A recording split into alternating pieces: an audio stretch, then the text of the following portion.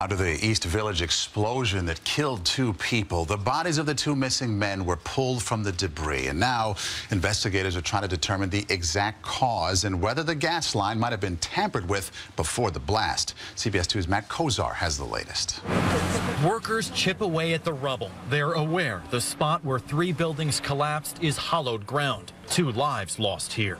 The medical examiner confirms one of the 2 bodies recovered Sunday was 23-year-old Nicholas Figueroa. And he just kept on saying that I want everybody to know how great my son was. Margie Berger is a friend of Figueroa's father who works as a handyman at her Upper West Side building. Residents are rallying to his side, leaving sympathy cards in a box in the lobby.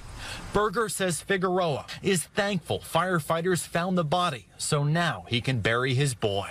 Nick went through the process of hoping that he was alive and maybe walking the streets, and then he had come to grips with, no, he's not alive. Now I'm hoping just to get him intact. The other recovered body is believed to be 26-year-old Moises Locon, but it could take a week before the medical examiner can identify the remains. His brother Alfredo says he provided a DNA sample. Last week he came here. She's playing with my daughter and my son. Now that the bodies have been found, authorities are focusing on the cause of the explosion, presumed to be a gas leak in the basement of 121 2nd Avenue.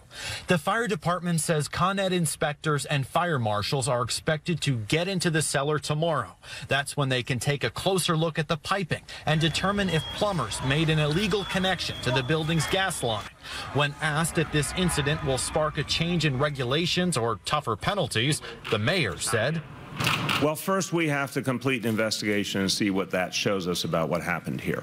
I think that's going to give us a good sense of whether we see something that might indicate any kind of policy changes. But right now we just don't know the details enough to draw that conclusion. The fire has been extinguished, so crews are picking up the pace of debris removal. You see that gigantic claw dropping rubble into dump trucks.